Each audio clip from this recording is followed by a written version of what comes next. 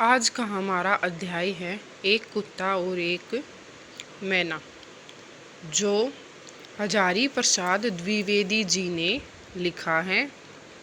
प्रस्तुत निबंध हजारी प्रसाद द्विवेदी की एक सुप्रसिद्ध रचना है। इसमें लेखक ने भावात्मक शैली का सफल प्रयोग करके साधारण घटनाओं को भी एक श्रेष्ठ रचना का रूप दिया है। ठीक है। इस निबंध में गुरुदेव रविंद्रनाथ टैगोर का व्यक्तित्व झलकता है, जिसे रविंद्रनाथ ठाकुर भी कहा जाता है। ठीक है।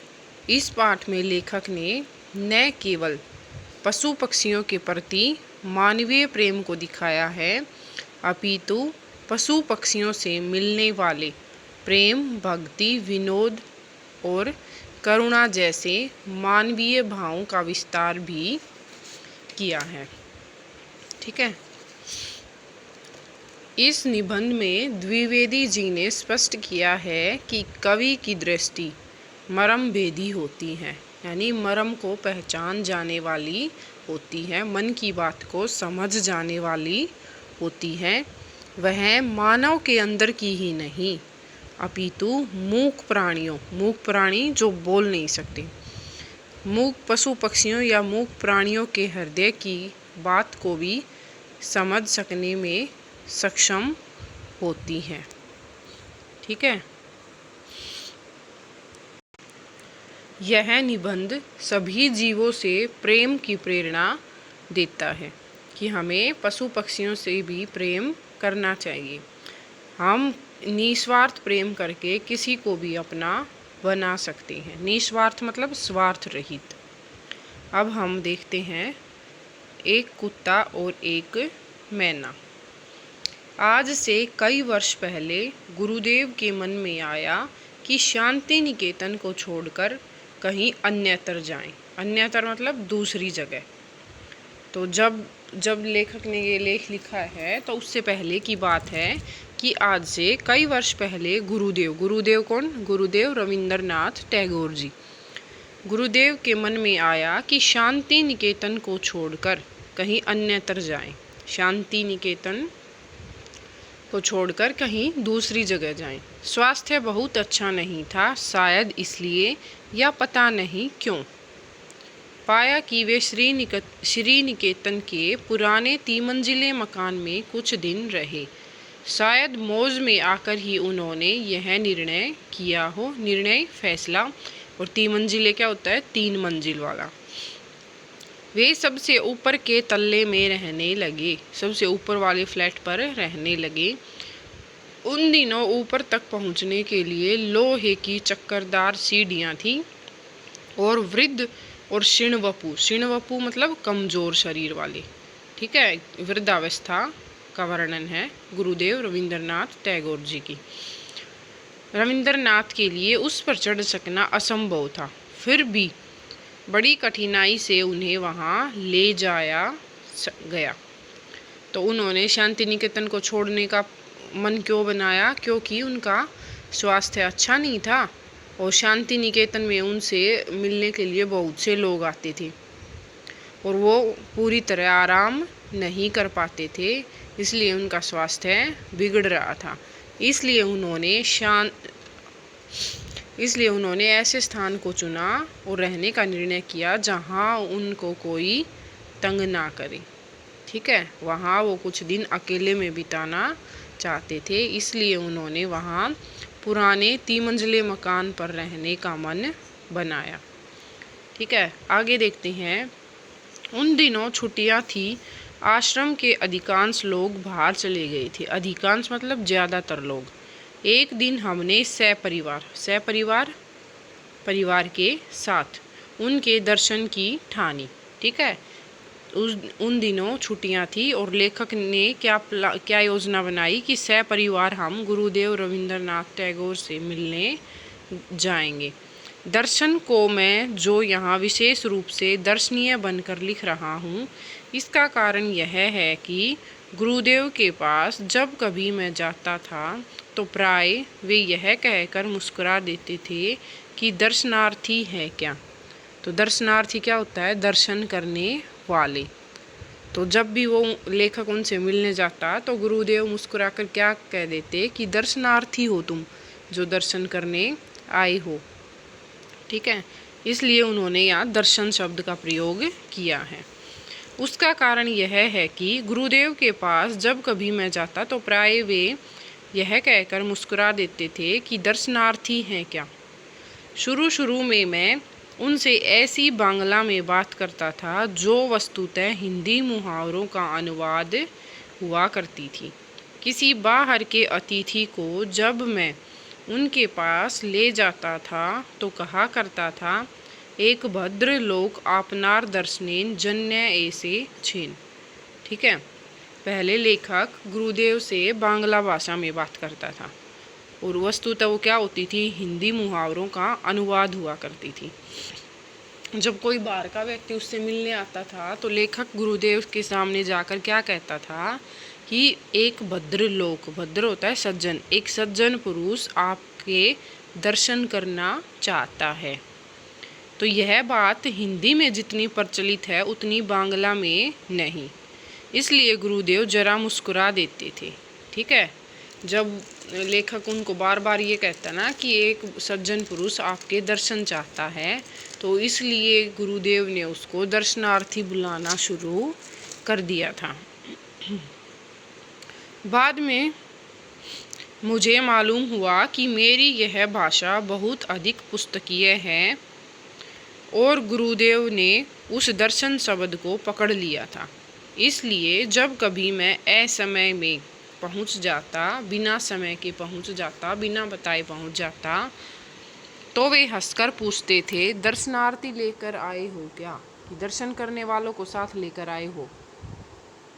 यहाँ यह दुख के साथ कह देना चाहता हूँ कि अपने देश के दर्शनार्थियों में कितने ही इतने प्रगल्भ, कि लेखक कहता है कि मुझे इस बात का अत्यंत खेद है कि अपने देश में दर्शन करने वाले लोगों में कुछ लोग इतने वाचाल या बातूनी, प्रगल्भ क्या होता है, वाचाल जो ज़्यादा बोलते हो, प्रगल्भ या वाचाल होते हैं, जो समय या असमय, स्थान या अस्थान, अवस्था या अनवस्था आदि का जरा भी ध्यान नहीं रखते हैं।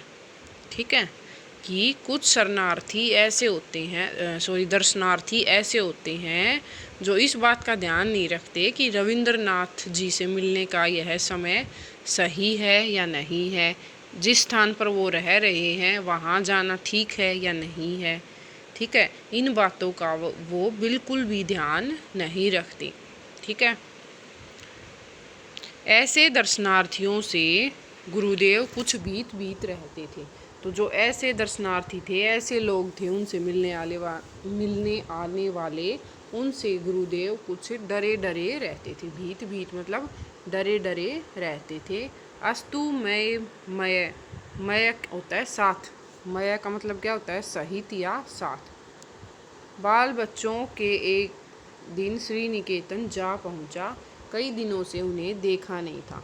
तो एक दिन लेखक भी अपने परिवार या बाल बच्चों के साथ श्री निकेतन जा पहुंचा, क्योंकि वो कई दिन से गुरुदेव से मिले नहीं थे। ठीक है,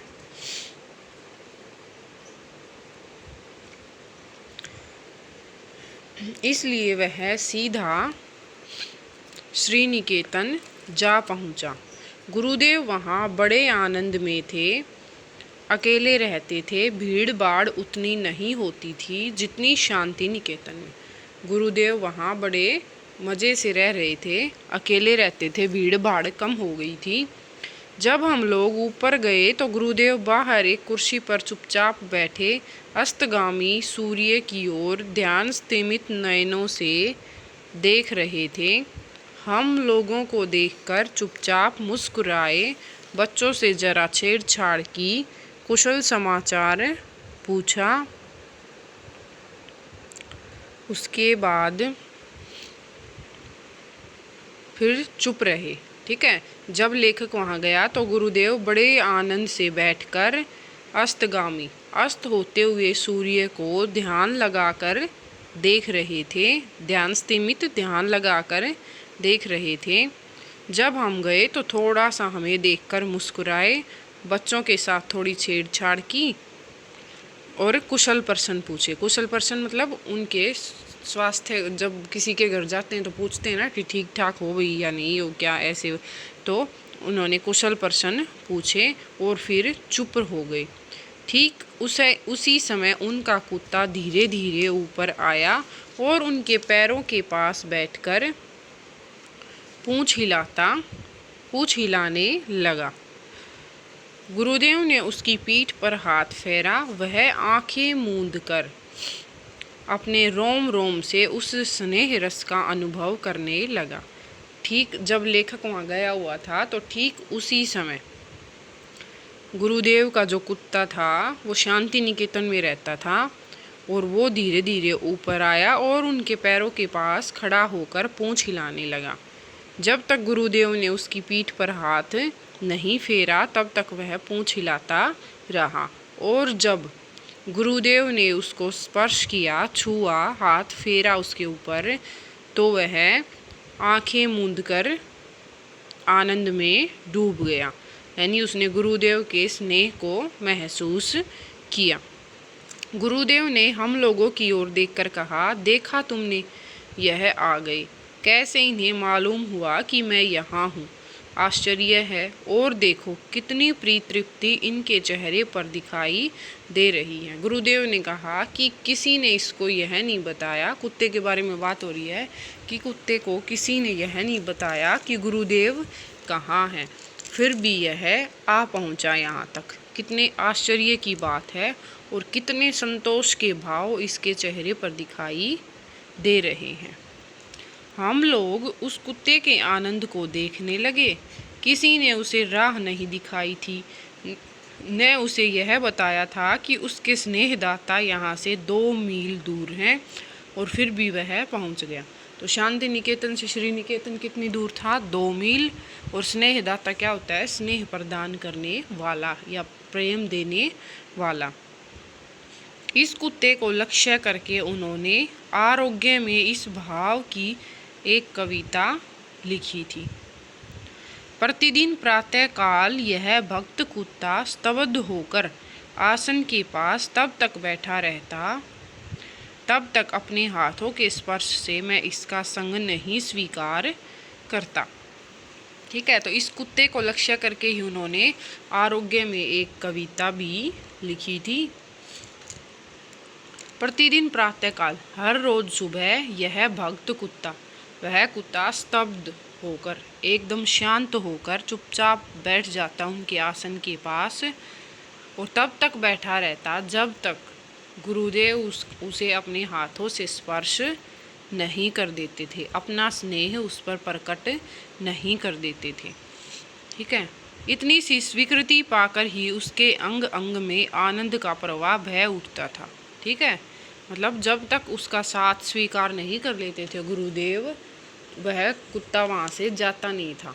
और जब गुरुदेव का साथ उसे मिल जाता था, प्यार उसे मिल जाता था, तो उसके अंग अंग में, पूरे शरीर में आनंद का प्रवाह बह उठता था।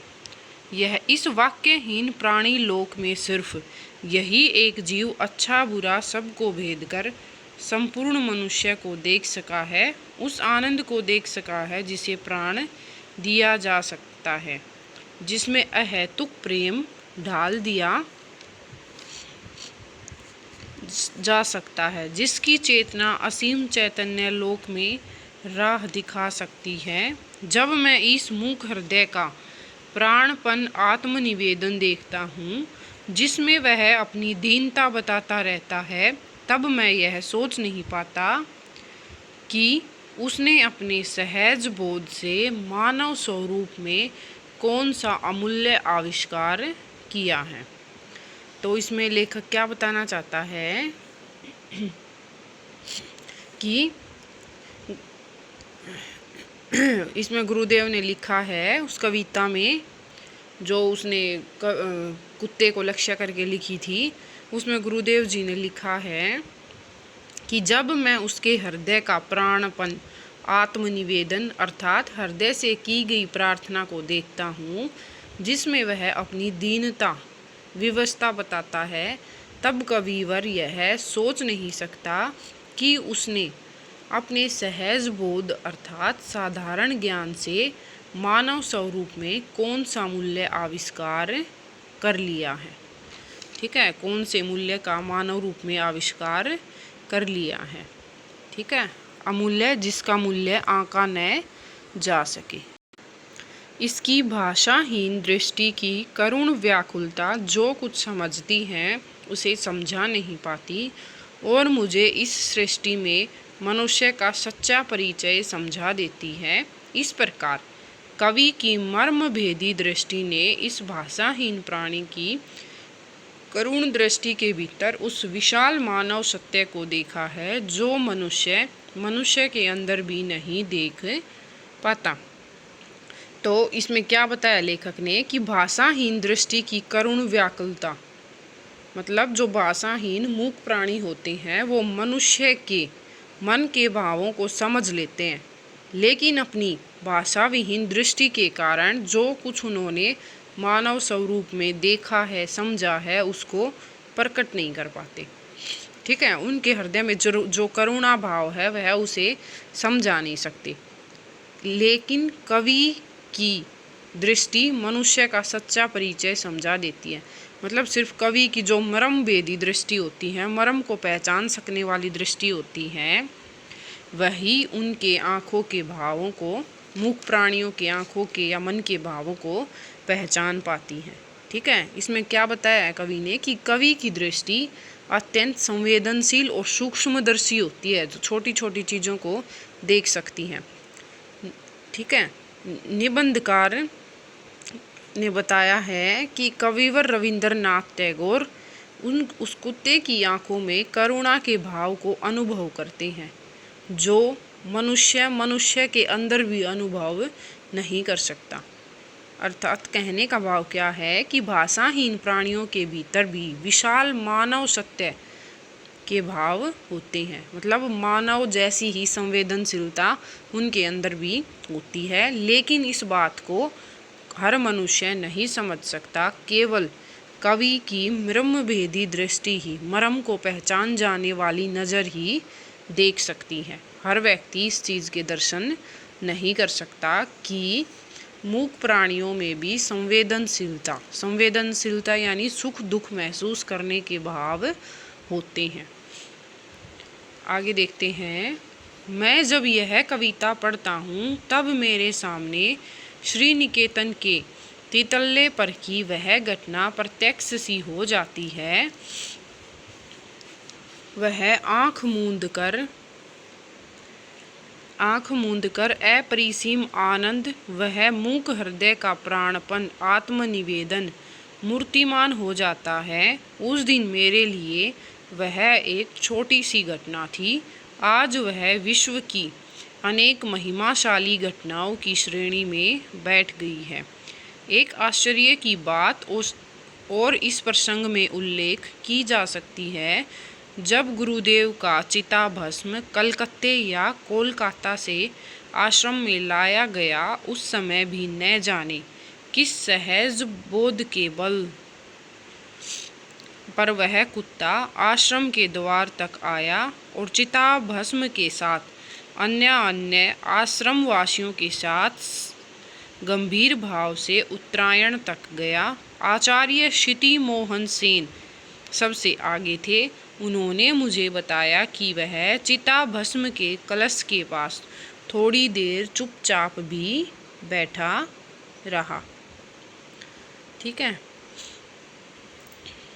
इसमें क्या बताया लेखक ने कि जब मैं यह कविता पढ़ता हूँ तो मेरे सामने सारी घटनाएं प्रत्यक्ष हो जाती हैं।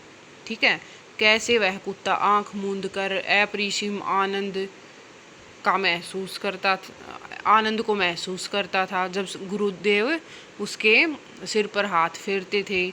ठीक है, यह एक छोटी सी घटना थी, लेकिन आज यह विश्व की अनेक महिमाशाली घटनाओं की श्रेणी में बैठ गई है। ठीक है, वैसे तो यह एक छोटी सी घटना थी, लेकिन जब इस निबंधकार ने इस निबंध में इस बात को लिखा है, इस घटना को प्रस्तुत किया है, तो यह बात विश्व की अनेक श्रेष्ठ घटनाओं की श्रेणी में बैठ गई। एक आश्चर्य की बात और प्रसंग में उल्लेख की जा सकती है। एक आश्चर्य की बात और बता रहा है लेखक कि जब गुरुदेव जी की मृत्यु हो गई और उनका जो चिताभस्म था, जो कलश था, अस्थि कलश, उसको कोलकाता के आश्रम में लाया गया। उस समय भी न जाने किस सहज बोध के बल पर वह कुत्ता आश्रम के द्वार तक आया। तब भी उस कुत्ते को एहसास हो गया था, ज्ञान हो गया था कि गुरुदेव इस दुनिया में नहीं रहे, और वह बहुत ही सहज और शांत मन से चिताभस्म के साथ, जो आश्रमवासी थे उनके साथ बड़े ही गंभीर भाव तक उत्तरायण तक गई। उत्तरायण तक जहाँ जाकर वो कर्मकांड वगैरह, अस्थियाँ वगैरह विसर्जित करते हैं, वहाँ तक वो गया। आचार्य क्षिति मोहन सेन उन व्यक्तियों में सबसे आगे आगे चल रहे थे। उन्होंने मुझे बताया कि यह कुत्ता चिताभस्म के कलश के पास थोड़ी देर चुपचाप भी बैठा रहा। जैसे मनुष्य चुपचाप मौन धारण करके बैठता है, वैसे ही उस कुत्ते में भी वो भाव थे। उसके चेहरे पर भी वो करुणा दिखाई, वो दुख दिखाई दे रहा था। ठीक है, वीडियो को लाइक और शेयर करें, चैनल को सब्सक्राइब करें।